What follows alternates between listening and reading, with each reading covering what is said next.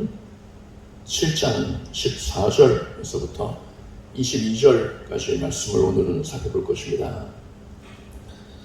우리는 이 몇 주간에 걸쳐서 스데반 집사가 죽음을 앞두고서 하였던 그의 생애 마지막 설교의 내용을 살펴보고 있습니다. 14절에서 16절까지의 말씀을 우리가 함께 읽겠습니다. 요셉이 보내어 그 부친 야곱과 온 친족 75사람을 청하였더니 야곱이 애굽으로 내려가 자기와 우리 조상들이 거기서 죽고 세겜으로 옮겨 아브라함이 세겜 하모르 자손에게서 은으로 값주고 산 무덤에 장사되니라. 야곱의 가족들은 요셉의 초청으로 인하여서 애굽으로 이주하였습니다. 그리고 야곱은 나이 들어서 이제 세상을 떠날 때가 됐는데 애굽에서 세상을 떠나는 겁니다. 그때에 뭐라고 유언했느냐? 나를 애굽 땅에 장사하지 말고 가나안 땅에 있는 헤브론 굴에 안장해달라, 이렇게 유언을 했습니다. 헤브론 굴은 옛적에 아브라함이 값을 치르고서 구입하여서 가족묘로 사용을 하고 있는 장소입니다. 예수께서 죽으시고 장사되신 그 무덤도 굴이었지요. 유대인들은 단단한 돌의 경우에는 파기가 어렵지만 무른 돌이 있습니다. 그런 무른 돌을 파들어가서 굴을 만듭니다. 굴을 만들 때에 침대 형상을 남겨놓고서 굴을 만들어요. 그러니까 돌 침대가 만들어지는 겁니다. 그리고서는 사람이 죽으면 그 시신을 그 돌 침대 위에다가 세마포를 싸서 뉘어놓습니다. 그러고서는 이제 시간이 흐르면은 어떻게 되겠습니까? 시신이 부패가 돼서 이제 사라지죠. 그 뼈는 남습니다. 그렇게 죽은 사람, 옛적에 죽은 사람의 뼈가 남아있어요. 그때 또 이제 가족이 나이 들어서 죽습니다. 가족이 또 죽으면 이제 그 무덤의 문을 열고서 또 시신을 그 뼈 위에 그대로 뼈를 치우는 게 아니라 뼈 위에 그대로 놓는 겁니다.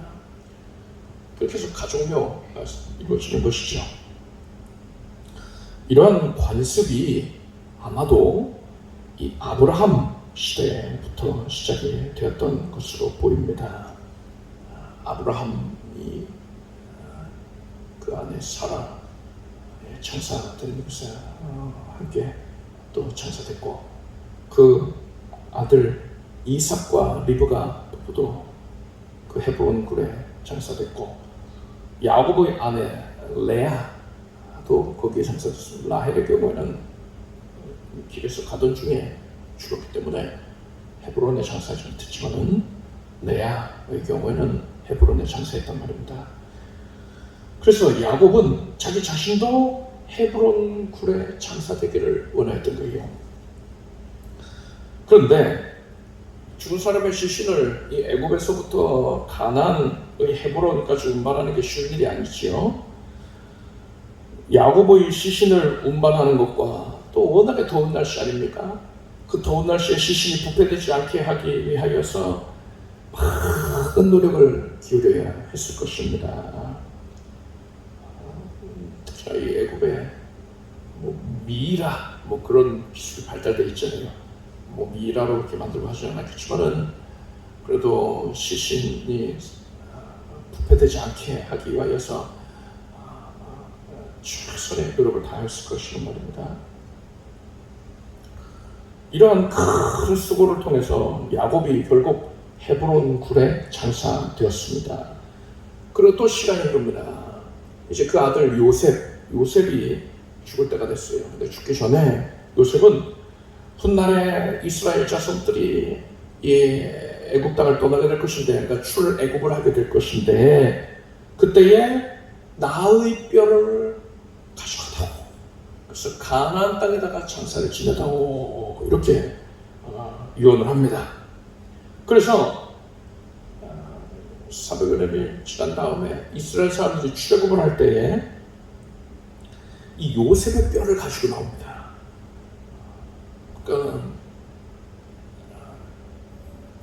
뼈를 그렇게 가지고 다닌다는 게 유쾌한 일은 아닐 텐데 요셉의 뼈를 가지고서는 이동을 하는 거예요.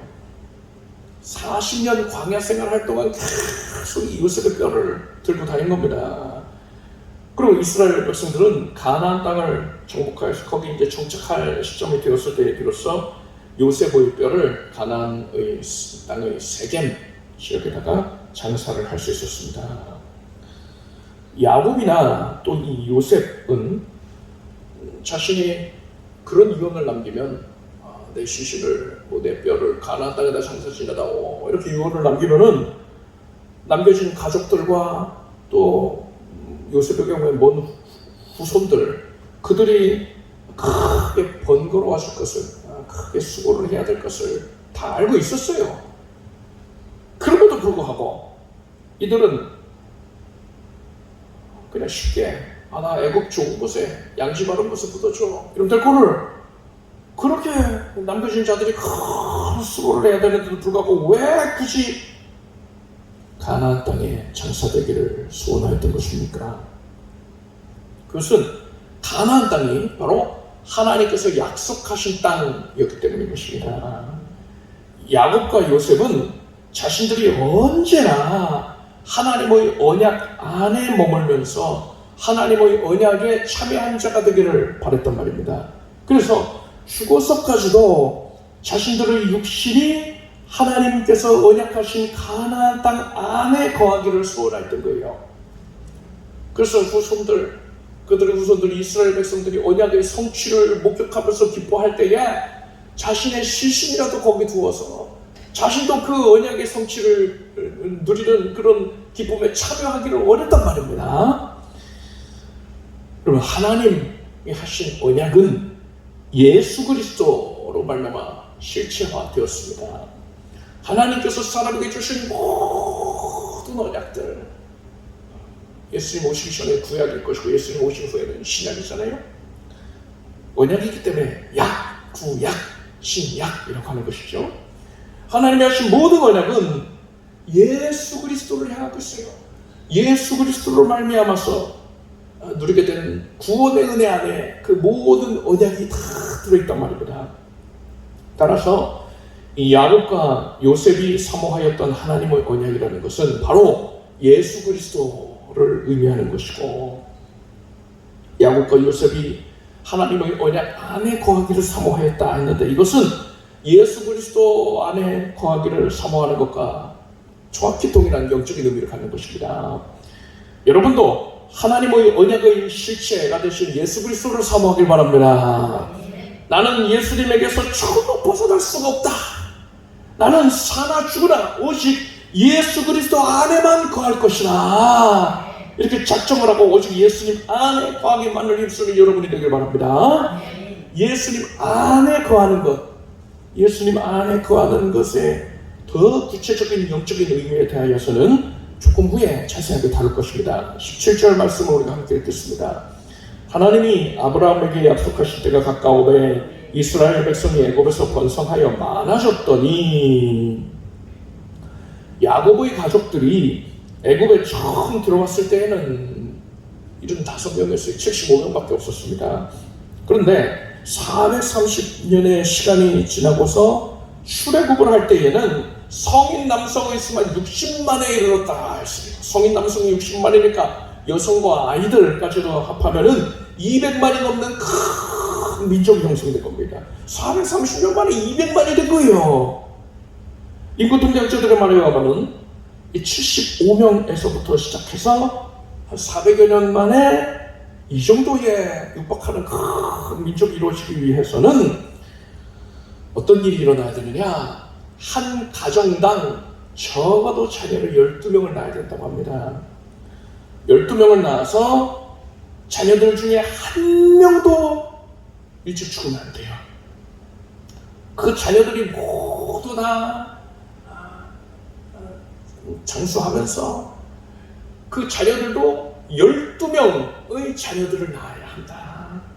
그렇게 해서 몇 대가 지속이 되어야지만 이렇게 큰 민족이 200만에 이르는 민족이 형성이 될 수 있다. 400년 만에 민족이 이루어지려면 그런 일이 있어야 된다는 겁니다.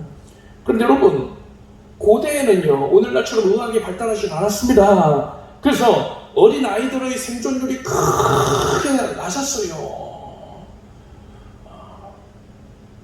예전에 60년대나 50년대 우리나라로 그 정도만 하더라도 의학의 혜택을, 의술의 혜택을 잘 받지 못해서 자녀를 많이들 낳았습니다. 일부러 많이 낳았어요. 왜냐? 그 중에 상당수가 죽을 수가 있으니까. 그래서 많이 낳았어요.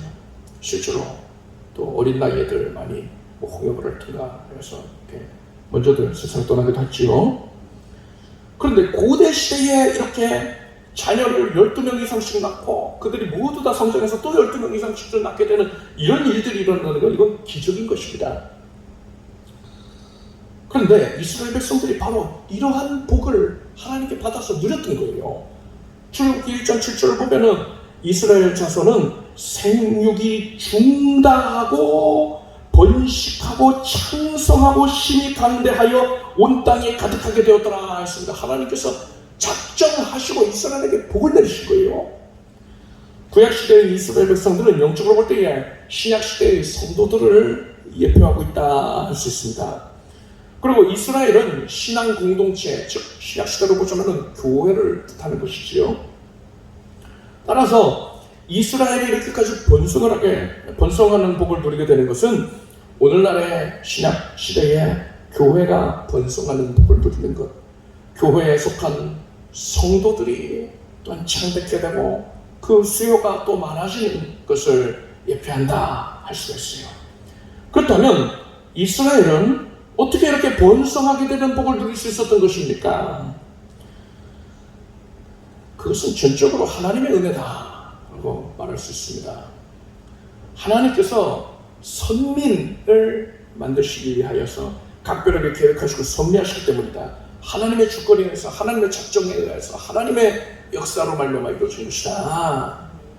이것이 이루어지는 데 있어서 사람이 개입될 그런 사람에 의하여서 이루어진 것이 절대 아니다 라고 우리가 확언할 수가 있지요. 그런데 우리가 지난 주일에도 살펴봤지만요, 하나님이 베푸시는 은혜, 전적으로 하나님의 주권에 달린 것이지만 사람이 할 역할은 아무것도 없다 라고 말할 수는 없단 말입니다. 아주 중요한 역할이 있지요. 지난 주일에 뭐라고 말씀드렸습니까? 하나님께서 주권적으로 은혜를 베푸실 때에 사람이 그것을 누리기 위해서는 먼저 준비가 되어 있어야 된다 했습니다. 준비가 안 되어 있으면은 하나님이 그것을 베푸실 때에, 작정하셔서 베푸실 때에 온전하게 누릴 수가 없는 거예요. 일부밖에 못 누린단 말입니다. 풍성히 누리기 위해서는 반드시 은혜 베푸시기에 앞서서 미리 준비가 되어야 한다. 하나님이 이른 비를 내리시기 전에 미리 밭을 갈아놔야 한다. 그겁니다. 마찬가지예요. 이스라엘은 하나님께서 번성하게 하여 주실 것인데 그에 앞서서 그것을 누릴 준비를 하였단 말입니다. 이스라엘은 도대체 어떤 준비가 되어 있었을까요? 역대기 말씀을 통하여서 우리는 그 답을 발견할 수 있습니다. 역대기는 바벨론 포로기 이후에 학사 에스라가 신앙의 침체기에 빠져있는 이스라엘 백성들에게 예전에 우리 조상들이 하나님을 성실하게 잘 섬겼을 때에 이러한 은혜를 받았다 하면서 그 은혜를 상기시키기 위한 목적으로 기록한 겁니다. 그래서 이스라엘의 신앙을 쇄신시키기 위한 그런 목적으로 기록한 거예요. 애굽의 총리가 된 요셉에게는 므낫세와 에브라임 두 아들이 있었습니다. 아들이 둘밖에 없어요. 그런데 역대상 7장 22절을 보니까 에브라임이 아들을 잃고서 슬퍼하는 장면이 나옵니다. 그 아비 에브라임이 위하여 여러 날 슬퍼함으로 그 형제가 와서 위로하였더라 했어요. 에브라임이 자기 아들들을 잊고서는 슬퍼하고 있었는데 형제가 와서 위로하였다 했어요. 그런데 이 말씀의 원어를 살펴보면요, 형제가 아니라 형제들이라고 되어 있습니다. 형제들이 와서 에브라임을 위로했다. 그런데 여러분, 우리가 알다시피 요셉에게는 아들 둘밖에 없었단 말입니다. 므낫세와 에브라임 둘밖에 없었어요. 그러니까 에브라임에게 형제는 누굽니까? 므낫세지요. 형제 한 명밖에 없습니다. 그런데 에브라임이 힘들어할 때에, 슬퍼할 때에 형제들이 와서 위로를 하였다, 이렇게 성경에 기록되어 있단 말이에요. 이게 어떻게 된 겁니까? 야곱이 요셉의 아들인 므낫세와 에브라임을 자신의 아들로 인정을 했습니다. 요셉의 공로를 인정해서 요셉에게 육적인 장자의 복을 준 거예요. 그래서 요셉은 다른 아들보다 두 배에 해당하는 분깃을 유업으로 받습니다. 그게 뭐냐? 요셉의 아들 므낫세, 에브라임이 각각이 이스라엘의 지파로 인정을 받게 되는 거예요. 그러니까 야곱의 아들이 된단 말입니다. 이 사실을 알게 된 야곱의 다른 아들들, 그러니까 요셉의 형제들이죠.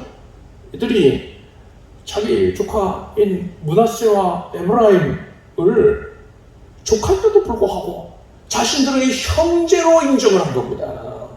그래서 이들 모두가 슬픔을 당한 에브라임에게 찾아와서 위로를 하였던 것이고, 이것을 가리켜서 성경은 형제들이 에브라임을 위로했다, 이렇게 기록을 하고 있는 겁니다.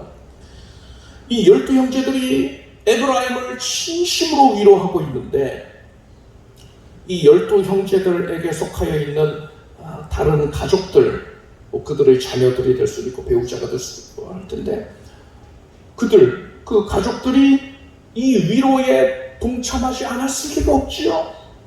게다가 여러분, 이들 형제들은요, 모두 다 하나님께로부터 각 지파의 수장으로 세움을 받는 그 복을 받은 자들입니다. 그러니까 이들은 각각 자기 가정이 이제 지파를 형성하게 되는 것인데, 그 안에서 영적인 우두머리로 하나님께 세움을 받기 때문에 영적인 권세가 대단했던 거예요. 영적인 권세로 온 가족들이 다 인정을 하고 있는 상태였단 말입니다. 그래서 당연하게도 그들 각자에게 속한 각각의 가족들, 그 가족들까지도 그 모든 이들이 에브라임의 슬픔을 위로하는 데에 동참하였던 것입니다. 야곱이 애굽으로 이주할 때 75명이 내려왔다면서요? 그 75명 모두가 한 마음으로 에브라임을 위로했다는 거예요. 야곱의 가족들은 애굽에 정착한 이 초기부터 사랑으로 끈끈하게 하나가 되어 있었던 것이고, 그래서 기쁜 일은 내가 그 일을 당하게 된 것처럼 함께 기뻐하고, 슬픈 일은 내 일처럼 함께 슬퍼했던 것입니다. 다른 이에게 기쁜 일이 있을 때에 시샘하고 물어뜯으려고 하고 그런 모습 없어요. 요셉을 통하여서 그것이 얼마나 시샘하는 것이 얼마나 추악한 일인지 온 형제들이 다 깨달았잖아요. 통하면서 가슴을 찢으면서 후회하고 회개하지 않았습니까? 그래서 이제 더 이상은 그런 일이 없단 말입니다. 다른 이의 기쁨은 바로 나의 기쁨되고, 슬픔은 다른 이의 슬픔은 나의 슬픔이 되었던 것이에요. 이스라엘은 이렇게 사랑의 공동체가 되었던 겁니다. 이것이 바로 하나님께서 번성케 해주시는 은혜를 받아서 누릴 수 있는, 풍성하게 누릴 수 있는 준비였다, 사전 준비였다 할 수 있는 겁니다. 우리 교회의 성도님들도 이 야곱의 아들들과 갖게 되기를 바랍니다. 다른 성도에게 기쁜 일이 있을 때에 진심으로 내일처럼 여겨서 함께 즐겁게 기뻐하고 축복하길 바랍니다. 다른 성도가 슬픈 일을 겪을 때에 그것을 바로 나의 일로 여기고 마음 아파하며 그와 함께 기뻐해주고 위로해주길 바랍니다. 그래야 할 때에 하나님께서 우리 교회에 이제 주권적으로 하나님이 번성케 되는 은혜를 내리실 때에 우리가 그것을 풍성하게 소유하여 누리게 될 줄로 믿습니다. 성도 간에 서로서로를 지극히 사랑하고 아껴주는 우리 교회가 되길 바랍니다. 18절에서 22절까지를 함께 읽겠습니다. 요셉을 알지 못하는 새 임금이 애국 왕위에 오르매 그가 우리 족속에게 계계를 써서 조상들을 괴롭게 하여 그 어린 아이들을 내어버려 살지 못하게 하여 할세. 그때에 모세가 났는데 하나님 보시기에 아름다운지라 그 부친의 집에서 섭달을 길리오더니 버리온 후에 바로의 딸이 가져다가 자기 아들로 기름에 모세가 애굽 사람의 학술을 다 배워 그 말과 행사가 능하더라. 애굽에 요셉을 알지 못하는 새로운 왕이 세워졌습니다. 그 이전 왕조, 그러니까 새로 들어선 왕조인데 이전 왕조는 가나안 북쪽의 히타이트 쪽이 애굽을 강제로 점령을 하고 세웠던 거예요. 그 이민족이 점령을 한 상태였습니다. 그런데 이제 애굽 본토 사람들이 히타이트족을 몰아내고서 애굽을 다시 차지하게 되었던 겁니다. 애굽의 새로운 왕은 이스라엘 백성들이 히타이트족과 손을 잡고서 애굽을 위협할 수 있다고 그 가능성을 생각을 했어요. 그래서 이스라엘 민족을 억압하고 말살하는 정책을 펼쳤습니다. 어떻게 했느냐? 이스라엘 사람들을 강제로 노역에 동원을 합니다. 그리고 이스라엘 중에서 사내 아이가 태어나면 나일강에 던져서 죽게 했습니다. 그러던 중에 레위 지파에서 모세라는 아기가 태어납니다. 모세의 부모는 모세를 차마 버릴 수가 없었어요. 그래서 석 달을 키웠는데 아이의 울음소리가 이제 우렁차지는 거예요. 더 이상 숨길 수가 없게 된 겁니다. 그래서 어쩔 수가 없어서 아이를 갈대 상자에다가 담아서, 원래 그냥 나일강에 던져서 죽여야 하는데 그러지 못하겠고 갈대 상자에다가 아기를 담아서 나일강에 떠내려 보냅니다. 하나님의 손에 맡긴 거죠. 그렇게 모세는 둥둥둥둥 떠내려가다가 마침 강에 목욕을 하러 나왔던 애굽의 공주에게 발견이 됩니다. 이 공주가 모세를 자신의 아들로 삼았어요. 이때에 이 모세를 갈대 상자에 담아서 나일강에 떠내보내는 이 장면에 대해서 성경은 이렇게 기록하고 있습니다. 출애굽기 2장 3절을 보니까 더 숨길 수 없이 되매 그를 위하여 갈 상자를 가져다가 역청과 나무진을 칠하고 아이를 거기다가 하숫과 갈대 사이에 두고, 갈 상자, 갈대로 만든 상자는 여러분 갈대를 이렇게 엮어서 아래로 넣었다가 위로 넣었다가 하면서 엮어서 만들지 않습니까? 그렇게 하면은 아무리 촘촘하게 꽉꽉 당겨서 만들었다 하더라도 갈대와 갈대가 만나서 굴곡이 부분이 생긴단 말이에요. 거기에 빈틈이, 아주 작은아마 빈틈이 생깁니다. 근데 상자에 그렇게 틈이 있으면요, 그 안에 아기를 담아두고 있는데 상자에 틈이 있으면 물이 퐁퐁퐁퐁 들어올 것 아닙니까? 그럼 아기는 곧 물에 빠져 죽게 된단 말이지요. 그래서 모세의 부모는 아기가 물에 빠져 죽지 않게 하기 위해서 갈대 상자에다가 역청과 나무진, 그러니까 송진 같은 것을 칠했던 겁니다. 그래서 물이 들어오는 것을 막았던 거예요. 이것과 유사한 장면이 이보다 앞선 창세기의 기록에도 나옵니다. 하나님께서 노아에게 방주를 만드실 것을 지시하시면서 너는 잣나무로 너를 위하여 방주를 짓되 그 안에 간들을 막고 역청으로 그 안팎에 칠하라 하셨습니다. 역청은 땅에서 솟아나는 이 끈적끈적한 액체를 말합니다. 방주의 틈새로 물이 들어오는 것을 막기 위해서 방주의 안팎에 역청을 칠하는 겁니다. 역청은 히브리어로 코파르라고 하는데 이것은 카파르라는 그런 동사에서 유래가 된 말입니다. 그런데 이 카파르가 무슨 뜻을 가지고 있느냐?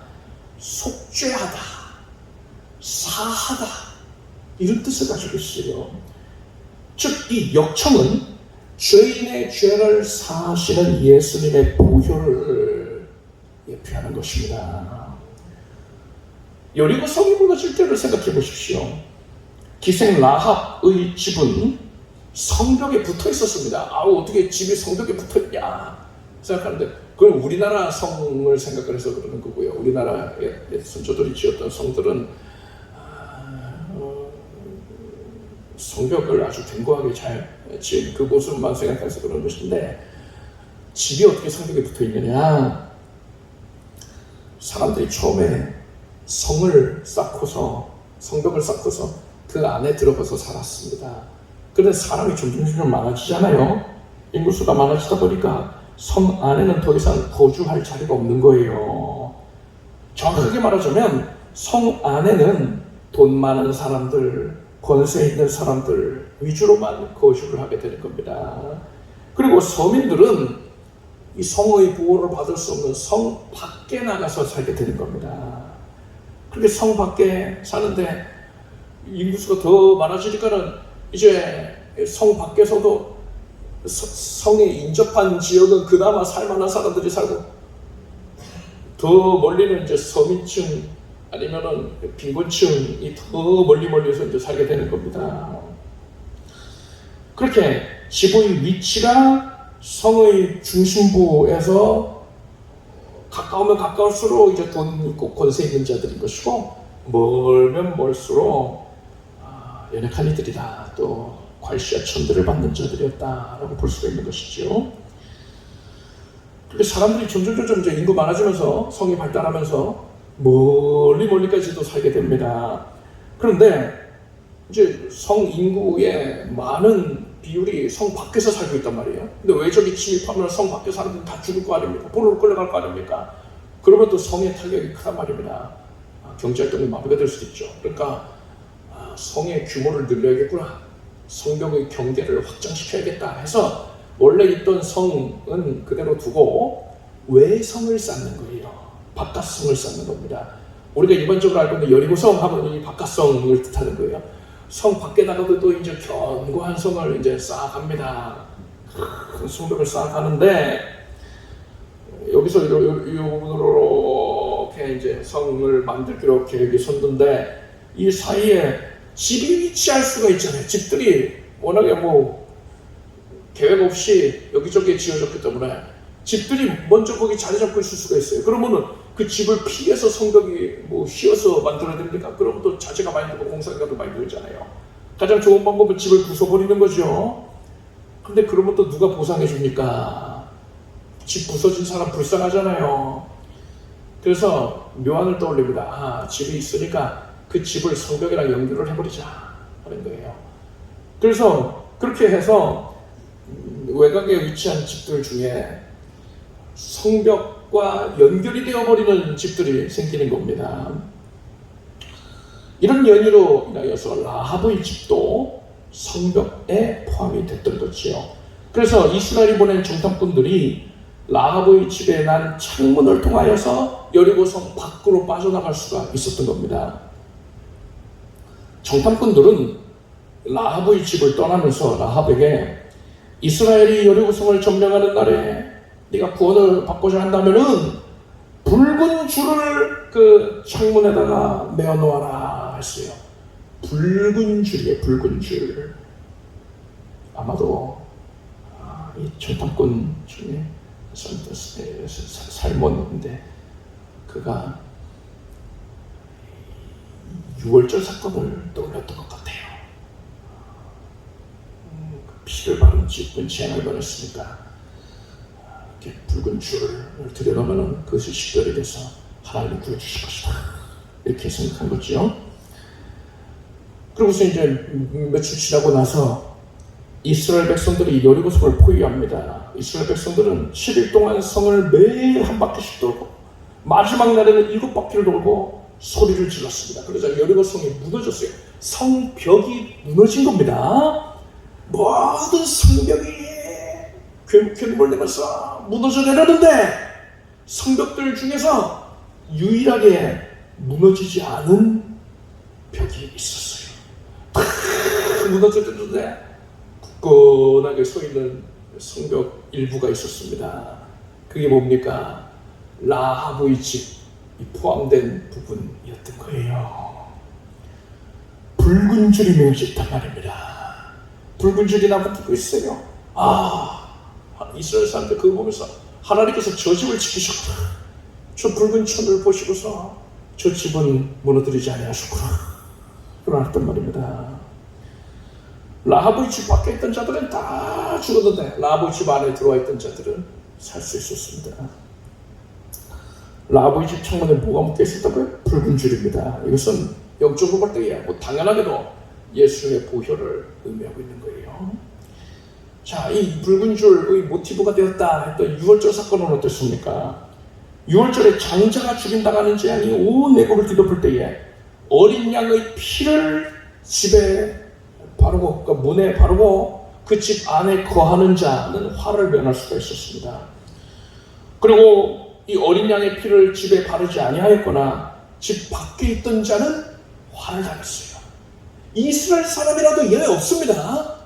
나 피냄새 싫어, 피비린내 싫어 하고서 집에 안 바르면 그 인테리어 새로 했는데 이거 피 바르면 이거 얼룩질 텐데 하고서 안 했으면 죽는 거예요. 그 집에 장자가 죽는 겁니다. 만약에 애굽 사람이라 하더라도 나 하나님이 두려워, 저 사람들 따라할래 하고서 피를 발랐으면 그 사람은 산 겁니다. 자, 6시부터 이제 이 재앙이 시작이 된단 말입니다. 유대인의 개념은 하루가 시작이 되는 게 6시부터예요.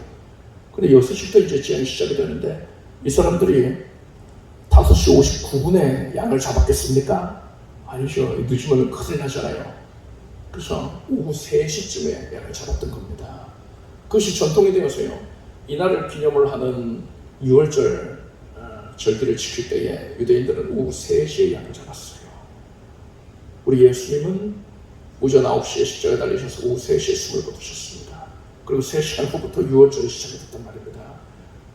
6월절에 피 흘리고 죽임당하였던 어린 양, 그것은 바로 예수 그리스도를 예표하고 있는 거예요. 그 피는 예수님의 보혈을 예표하는 것이었습니다. 보혈을 바른 집 안에 거하는 자들만 화를 면할 수가 있습니다. 어린 양의 피를 바른 집 안에 거하는 자만 화를 면할 수 있어요. 그렇죠? 예수의 보혈 아래에 거하는 자는 하나님의 심판 재앙을 면할 수 있는 겁니다. 노아의 홍수에서 어떤 자들이 살아남았습니까? 잘생긴 사람 특별히 살아남았나요? 돈 많은 사람 살아남았습니까? 아니죠. 방주에 타지 못한 사람들은 한 사람도 차별 없이 다 물에 빠져 죽었단 말입니다. 왜요? 방주 밖에 있었기 때문에 죽은 거예요. 방주 안에 거해야지만 보호를 받는데 방주 안에서 보호받기 위해서는 뭘 발라야 했다고 했습니까? 역청을 발라야 했다 했어요. 그리고 이 역청이 바로 예수님의 보혈을 예표한다 했단 말입니다. 노아의 홍수 때 임하였던 그 물이 하나님의 심판을 의미한다 하면 예수님의 보혈이 바로 사람을 하나님의 심판으로부터 보호해 주는 겁니다. 예수님이 대신 심판받으심으로써 예수 안에 있는 자를 지켜주시는 거예요. 화를 당치 않게 해주시는 거예요. 그것을 구원해 주시는 거예요. 화살이 비오듯 떨어지는데 어린아이가 들판에 혼자 덩그러니 있어요. 그 아이를 구하기 위해서 아버지가 달려들었습니다. 아버지가 아이를 가리고서 대신 화살을 맞습니다. 아버지가 온몸에 성한대가 화살이 온몸을 다 박혀 있습니다. 그렇지만 아버지가 감싸고 있었던 아이는 살았단 말이죠. 하나님의 무서운 심판, 공의의 심판, 자비 없는 심판이 쏟아지는데 하나님은 공의 하나님이셔서 심판하실 수밖에 없단 말입니다.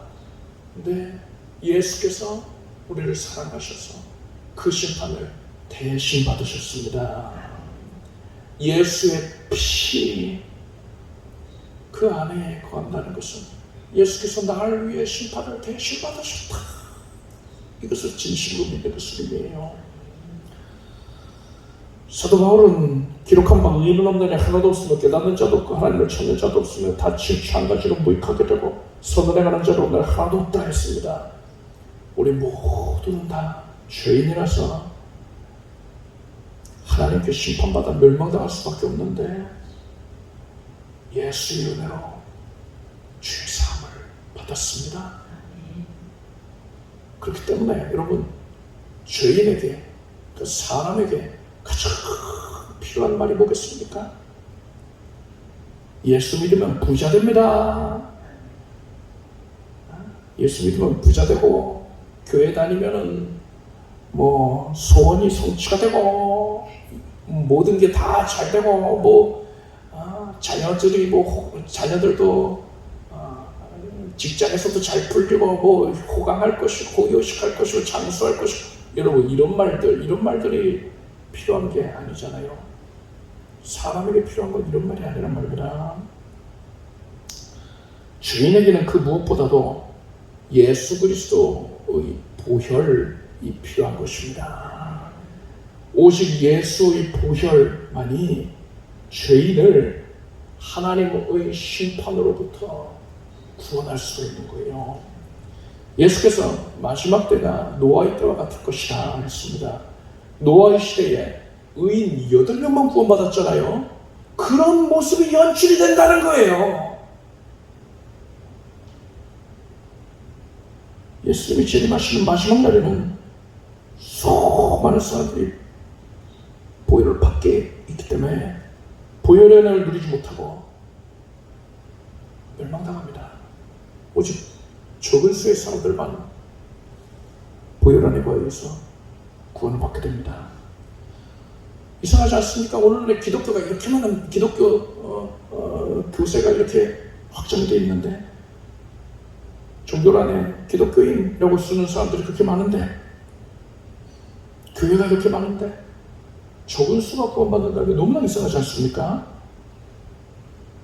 마지막 때에 교회도 많아지고 교회에 출석하는 일도 많아질 것이지만, 진정으로 예수 그리스도의 보혈을 의지하고 보혈 안에 거하는 자들은 찾기가 힘들어지는 거예요. 그게 사실이 될 것입니다. 그래서 보혈 밖에 있는 자들은 교회 아무리 열심히 출석하고 오래 신앙생활했다 하더라도, 교회에서 중직을 맡고 있다 하더라도, 목사라 하더라도 심판을 면하지 못합니다.